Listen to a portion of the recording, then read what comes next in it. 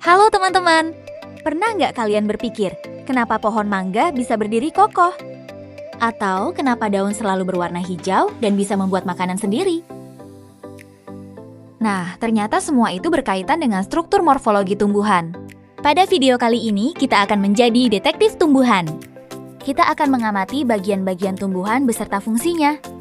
Yuk, kita mulai petualangannya. Setelah menonton video ini, kalian akan bisa mengenali bagian-bagian tumbuhan, memahami fungsi setiap bagiannya, dan mengetahui bagaimana semua bagian tersebut bekerja sama agar tumbuhan dapat hidup dan berkembang. Sebelum masuk lebih jauh, kita kenalan dulu dengan istilah morfologi tumbuhan. Morfologi tumbuhan adalah ilmu yang mempelajari bentuk luar tumbuhan yang bisa kita lihat secara langsung, misalnya akar, batang, daun, bunga, buah, dan biji. Bayangkan seperti saat kita mengenali seseorang dari wajah, rambut, atau tinggi badannya. Nah, tumbuhan juga bisa dikenali dari bentuk bagian-bagiannya. Kira-kira bagian tumbuhan apa yang paling mudah kalian temukan di sekitar rumah? Secara umum, tumbuhan memiliki dua kelompok organ. Yang pertama adalah organ vegetatif, yaitu akar, batang, dan daun. Organ ini membantu tumbuhan tumbuh dan bertahan hidup. Yang kedua adalah organ generatif, yaitu bunga, buah, dan biji. Organ ini membantu tumbuhan berkembang biak dan menghasilkan keturunan. Kalau diibaratkan sebuah rumah itu bisa terus diwariskan. Organ vegetatif adalah fondasi dan bangunannya, sedangkan organ generatif adalah bagian yang memastikan rumah itu bisa terus diwariskan. Coba bayangkan kalau tumbuhan tidak memiliki akar. Apa yang akan terjadi? Ya, tumbuhan akan mudah roboh dan kesulitan mendapatkan air. Akar bekerja seperti sedotan raksasa yang menyerap air dan mineral dari dalam tanah. Selain itu, akar berfungsi untuk menyimpan cadangan makanan pada beberapa tumbuhan. Ada dua jenis akar yang sering kita temui. Pertama, akar tunggang, seperti pada pohon mangga. Akar ini memiliki satu akar utama yang besar. Kedua, akar serabut, seperti pada padi dan rumput, yang terdiri dari banyak akar kecil dengan ukuran hampir sama. Coba lihat tanaman di sekitar rumah. Menurut kalian, termasuk akar tunggang atau akar serabut? Sekarang kita naik sedikit ke bagian batang. Batang bisa diibaratkan seperti jalan raya pada tumbuhan. Mengapa? Karena batang menjadi jalur transportasi yang menghubungkan akar dengan daun. Air yang diserap akar akan dibawa ke daun melalui batang. Sebaliknya, makanan yang dibuat daun juga disalurkan ke seluruh bagian tumbuhan melalui batang. Hebat ya! Batang ternyata tidak hanya menopang tumbuhan, tetapi juga menjadi jalur logistik yang sangat sibuk. Batang tumbuhan dapat dibedakan berdasarkan sifat dan bentuknya menjadi beberapa jenis. Yang pertama, ada batang berkayu. Batang berkayu memiliki tekstur yang keras dan kuat.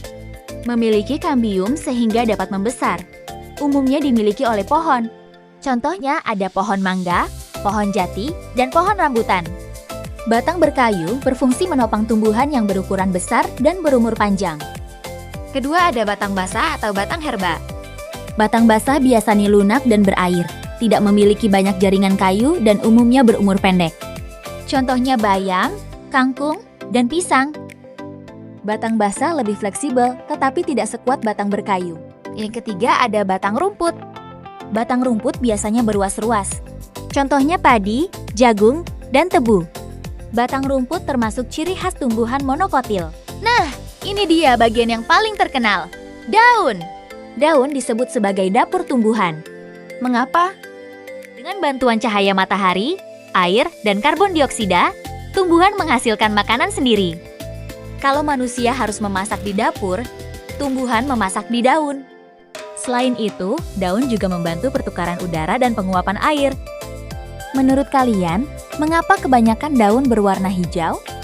Daun terdiri atas beberapa bagian utama yang memiliki fungsi berbeda-beda. Yang pertama ada helaian daun atau lamina. Ini merupakan bagian daun yang lebar dan pipih. Fungsi sebagai tempat utama berlangsungnya fotosintesis.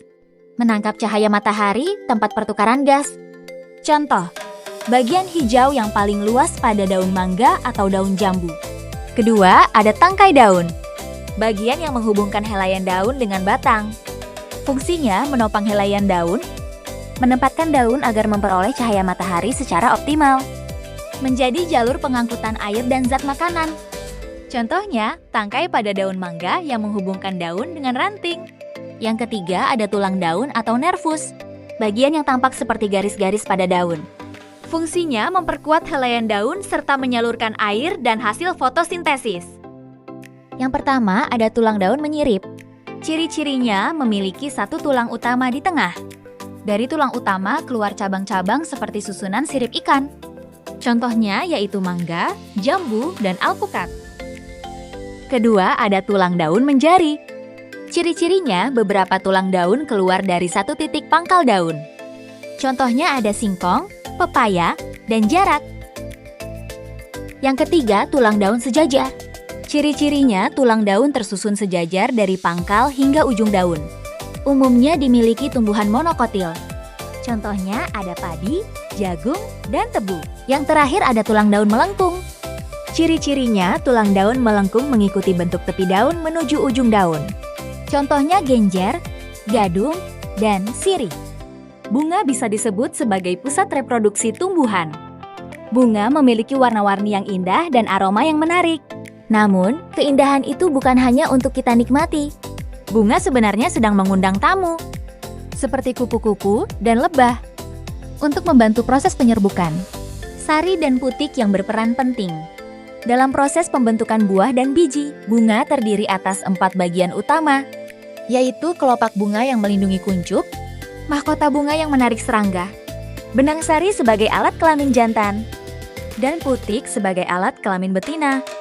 Bagian-bagian ini bekerja sama dalam proses perkembangbiakan tumbuhan. Setelah proses penyerbukan dan pembuahan berhasil, bunga akan berkembang menjadi buah. Buah memiliki tugas penting, yaitu melindungi biji. Selain itu, buah juga membantu penyebaran biji. Misalnya, saat kita memakan mangga, lalu membuang bijinya. Tanpa sadar, kita membantu tumbuhan menyebarkan keturunannya.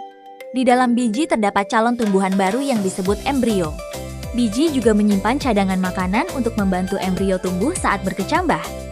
Bayangkan biji seperti tas bekal yang dibawa seorang bayi tumbuhan sebelum ia mampu mencari makan sendiri. Beberapa biji dapat bertahan sangat lama sebelum akhirnya tumbuh ketika kondisi lingkungan mendukung. Berdasarkan jumlah bijinya, buah dapat dibedakan menjadi 3. Pertama, buah berbiji 1 seperti mangga dan alpukat. Kedua, buah berbiji banyak seperti pepaya dan semangka. Ketiga, buah tidak berbiji seperti pisang dan anggur tanpa biji. Yuk kita ingat kembali, akar berfungsi menyerap air dan menopang tumbuhan. Daun berfungsi sebagai tempat fotosintesis. Bunga berfungsi sebagai alat reproduksi. Jadi, semua bagian tumbuhan saling bekerja sama seperti sebuah tim yang hebat. Sebelum video berakhir, coba tuliskan di kolom komentar. Bagian tumbuhan mana yang menurut kalian paling menarik? Akar, batang, daun, bunga, buah, atau biji? Terima kasih sudah mengikuti pembelajaran hari ini. Sampai jumpa di video berikutnya dan tetap semangat belajar!